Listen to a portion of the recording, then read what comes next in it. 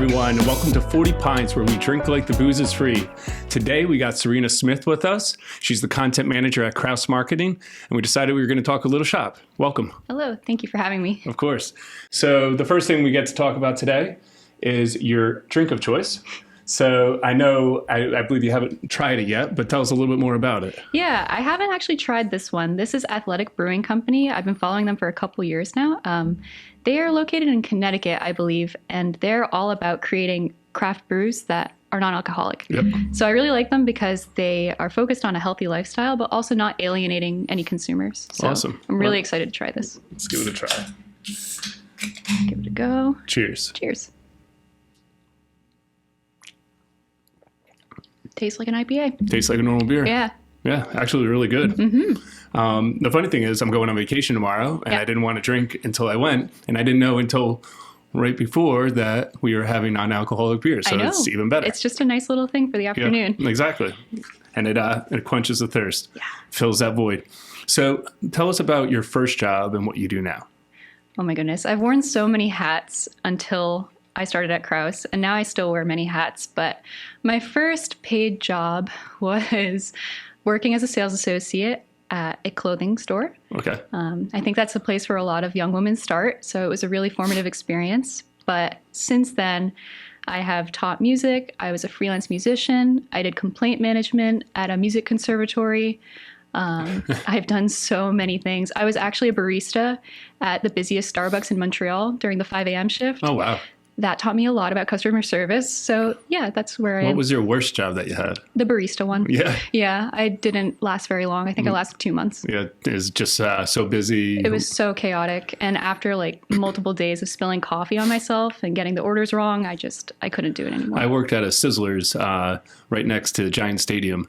And one time I spilled a full tray of drinks on this wonderful Irish lady that told me exactly how she felt after I spilled the drinks on her. Yeah. So I get it. Yeah, you understand. Yeah. Yeah, sometimes it happens. So tell us a little bit more about what you do now. Sorry, I want to taste the beer again. No, good. Yeah, so right now I'm a content manager. I started as a content coordinator, which is a copywriter who also PMs and does SEO, quite a lot of hats there. But right now I'm overseeing our little team of copywriters. And I work very closely with our digital marketing manager, as well as the project management team. So it's a lot of copywriting, but also content strategy and thinking about content on the whole. Gotcha. And if you were someone that was looking to get into copywriting, maybe agency side or in-house, what would you tell them? I would tell them, I think this is very important for any sort of skill, but you should really study the people you admire. Look at really great writers and great copywriters. Why were they successful? Try to emulate what they've done. This is something that I used to do a long time ago, but actually transcribing some work that you admire and really like dissecting it. That's interesting. Yeah, that's a weird tip I picked up from a site called verygoodcopy.com. I really love his work as well. And he said like transcribe, and really just try to copy. So as a young graphic designer, I had a lot of trouble like picking up on the white space and the proportions and the margins and the font sizes. And my professor was very tough, but she wasn't good at like trying to help you with that. Like and I'm very mathematical as far as it goes. So for me, everything's about proportions. So I used to get all the most popular magazines. I went to school in 2000 to 2004. So it was mostly magazines back then, but I've done it since with digital and the web. And I would go through and I'd measure the margins. I'd measure the font sizes. And then I would set up, when I saw a design that I really liked, I'd set up my own design with similar type of copy, but like my own messaging, similar type of imagery, but imagery to my product or, service. Yeah. And so it's really funny that you say that, because I used to do the same thing. But then what I started to understand was, here's the proportions that make a great, design, look good. So it's kind of like having those building blocks in your arsenal and being able to recreate things and really understand like in your core why a designer made that choice, why a writer made that choice.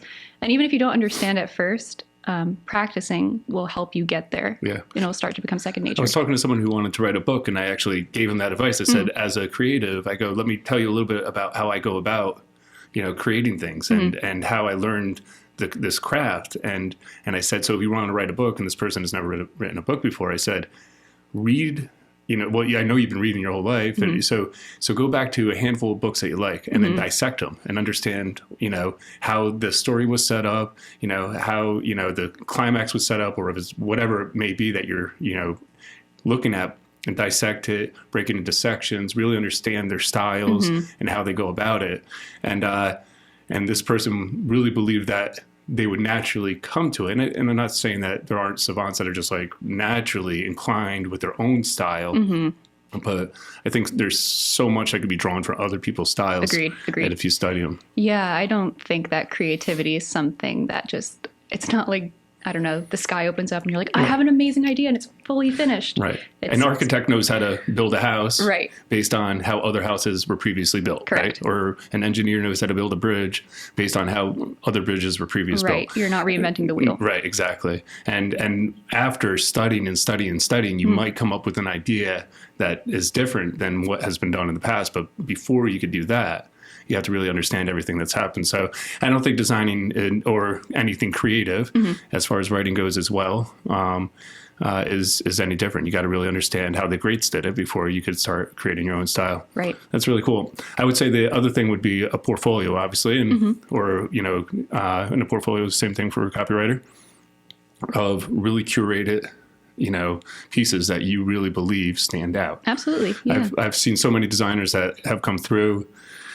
And they come through with a couple good things, but they miss a couple, items that if another hour or two spent on their portfolio would mean the difference between them getting a job and not, and or a couple more pieces that followed up the one or two good items that showed they had natural talent, but there's just not enough to, put together for, a job just yet. I like that. I like the idea of what you're saying, like your portfolio showing a progression rather than just, here are my standout pieces. Right.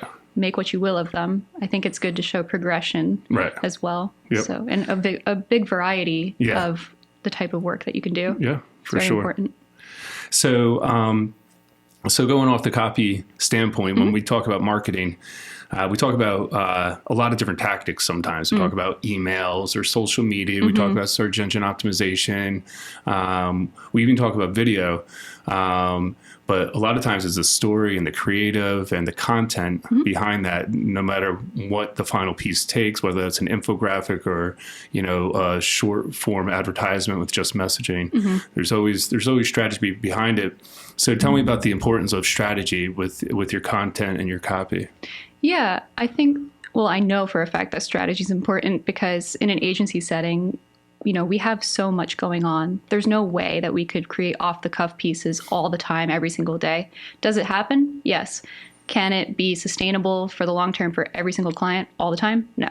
Right. So strategy is a way of keeping us sane, but also it's a way for us to plan ahead, be aware of certain sales cycles, certain promotions we need to know about.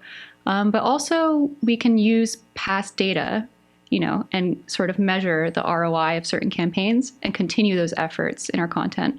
So I don't think, you shouldn't be reinventing the wheel every single day, and you shouldn't be trying to come up with something on the fly all the time. Right. Sometimes that yields great ideas, but a lot of the times you need a strategy behind your content. Yeah, I think it creates an efficiency, is what you're saying, right? 100%.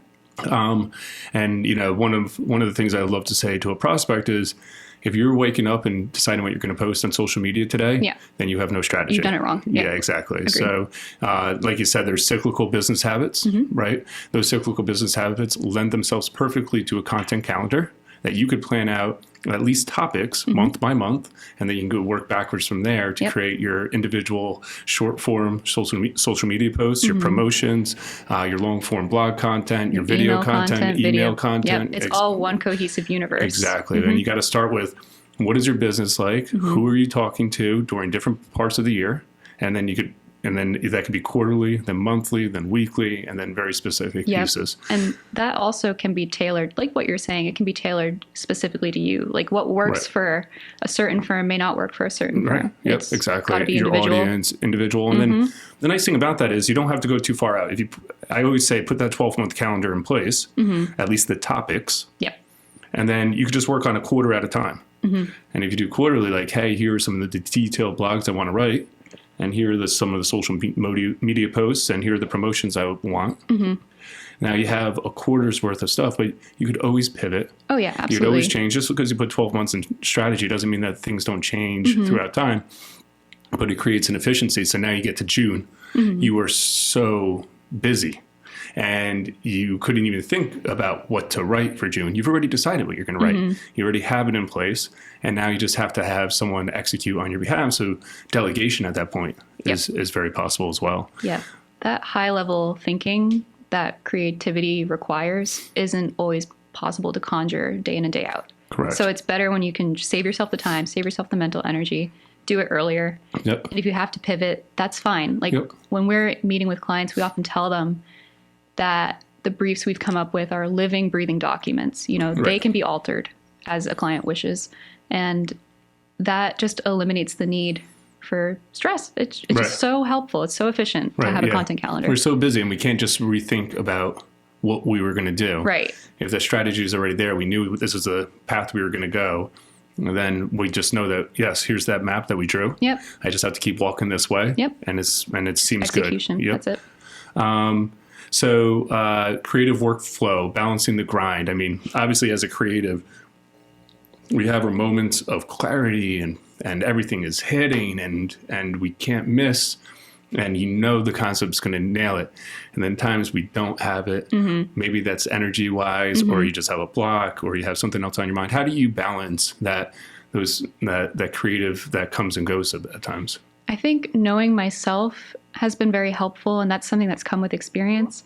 When you're new to an agency, you know, you do have many things on your plate. So it's important to analyze what you need to do during that day, like what's deadline driven and what can maybe be pushed a little bit or what requires a bit more collaboration. For me, I tend to work in what I call sprints. So versus a marathon, I won't try to spend hours upon hours upon a task or on a task if it's not coming at that moment. You know, I'll pivot to something else. Another thing that I'll try to do, I don't know if this is a real phrase, but it's something that's stuck in my head. I try to eat the frog, which means I try to do the thing that I don't necessarily want to do first thing in the morning. Just get it done, and I'll feel so much better and have that momentum to keep pushing. Yep. And then I can tick off easier tasks as the day goes. Yep. But it's a lot of being honest with yourself. Like, if something's not coming right now, can I do something else just to keep momentum going? Yeah. Or do I really need to sit here and, you know, collaborate with someone or ask for help? That's part of the creative process too. Yep. And I think, I think that's so well said, knowing yourself. Like, I know I'm a morning person. Last night, actually, I was sitting down at 9 o'clock and I was trying to do one last task. I had it on my plate and I was like, you know what? I'll bang this out at 7 a.m. in 10 minutes. Feel good. And I was a half an hour into it. And I had some notes down and I had like the basic form, but I couldn't get past that. I was like, I'll bang it out in the morning, just get some sleep. And that's exactly what happened. 10 minutes in this morning, just all done. And then I would add to it, though, you got to also understand like your environment. Right. So we all have these different workplace forces, whether that's having to talk to clients, having to talk to employees, our colleagues, to vendors, and really understanding when is a good time to get something done as well, you know? Yeah, you have to look at your calendar and really, sometimes I even block off time and say like, do not schedule. This is when I'm being creative. And I'll put on the noise canceling headphones and that's my writing time. That focus time is very, very important. But that being said, it's also good to be a bit flexible. Right. Sometimes, you know, maybe you're not feeling it at 7 a.m., but then you have a burst of energy or an idea and that creativity turns on at 11 p.m. Yeah. That you can take advantage of that. Oh yeah, for sure. Yeah. There's been plenty of times that I've either woken up in the middle of the night and I was like, and I have something on my mind and it's working. I'm the same way. And I'm like, you know what? I'll do it. Let's go. Yeah. Yep. Might as well right now. Get it out of the way. Yeah, definitely. That's interesting. I think sometimes you find those inspiration points too. I've had lunches where I've had more creativity. Like I'm just sitting finally by myself. Right. And I've, you know, maybe it's the nutrition that's hitting my body, you know, maybe it's just the second of silence and clarity, or maybe it was a good meeting that happened just prior to me taking a lunch. There's a right amount of inspiration and I don't miss that either. Right, you know, I put the plate to this side and the computer to this side, and I just keep going, or I get going, or whatever it is. It's like there are times that it really hits. It's exactly what you're saying. You're connecting the dots in your subconscious, So sometimes that creative process, yeah, there's periods of grinding. Yeah, there's periods of sprinting. Yeah, there's the waking up early and getting it done at 7 a.m. But there's also stuff going on in the background that you're not aware of where you're connecting the dots. Right. And that never really stops if you're a creative person. That's always going. So maybe it's helpful to bring like pen and paper or your laptop with you and just when inspiration hits, jot it down. Yep. So I find also too, having a point where you realize you have to turn off work and having that work-life balance. What do you do in order to like get away from your work? Because sometimes, and especially as creatives, we have concepts and ideas and things that we're thinking about, and sometimes it's hard to turn it off. What do you do in order to turn off the work so that you can, take that mindfulness and get that mind space? Yeah, being a copywriter, you can be a brain in a jar. A lot of the time, you're kind of like in your silo, in your tower, just creating like a wizard. You need to step out of the tower. You need to go move your body, whether that's going for a run, going for a walk. I like to climb. You know this. We've talked about climbing.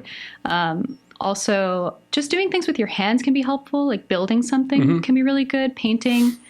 I enjoy playing music with a band in my free time. And that's still creative, but it's a different part of the brain. Yeah. Different creative process. And it inspires you differently as well, right? Yeah, absolutely. So I'll draw in my free time. I also do a lot of sports, as you know, and a lot of athletics, something that's getting my mind focused on something. I think a lot of us creatives have very busy brains. And I'm sure, that's spread out across many different types of jobs, but specifically creatives, we have a challenge that we are trying to figure out, and it's not always right there, and you want it to be really good, you want it to be really great. But in order to find it, sometimes you have to put it down. Put it down and not look at it for a little bit. Take a break, marinate on it, sleep on it, really. Yeah, I think that downtime is really important. Finding a hobby that it could be still creative. It doesn't mean that you don't have to be creative with your hobbies, but finding something that will turn off your brain and make you not think about work is so important. I remember even just doing, and still with like the fine arts, one of the best things I could do is walk away from one of my pieces because I cannot see whether it's good or not if I'm sitting in front of it. Right. The best thing I could do is go for a walk or come back to it an hour later. And I could look at it and go, wow, that's out of proportion. And I could not see how that was out of proportion. I might come back and be like, wow, it's looking really good. Now I need to create more contrast. Know exactly what you need to do. Yeah, exactly. But when you're looking at it the whole entire time, you can't see it. Oh yeah, it's like up close. It's just like you're so zoomed in and it's so granular. You can't see anything. I understand that entirely. You come back and you get... So let's jump to something more a little out there in space, or maybe it's not in space. I'm not even sure where it is right now. And it's still in the beginning. One thing that we're working here at Krause, and I know you're on the team, is for our R&D is the Metaverse. So how does that look for the future of work, for the future of marketing? What do you see for the future of the Metaverse? I've been so excited about this topic. I might just ramble here a little bit, but I encountered the Metaverse when I was in university. So I went to school for music, but I had a music technology minor. And something they encourage you to do is go out, explore, look at exhibitions, go to the museum, learn things, absorb creative endeavors. And I went to an exhibit once that was showcasing headsets, like Oculus headsets, before they were a widespread phenomenon. And there was this amazing art exhibit that I just popped into. And that was like, ding, okay, this is really cool. I can't wait to see where this goes. I'm so excited. I'm going to bookmark it for later. Then one of my professors was researching spatial audio. And I participated in a study looking at just like where you are in relation to audio in these immersive experiences. And that was another ding, okay, this is really cool. It's going somewhere. Fast forward to now at Krause, I'm working with the team on the research and development for Metaverse. And we're working... Well, I won't spoil it yet, but I do see this podcast potentially going in that direction. Interesting. I do see networking events going in that direction. Definitely. I don't know if we're all going to have headsets and be, logging into Krause. I don't know if I'd prefer that to coming into the office, but it could be cool for some work from home.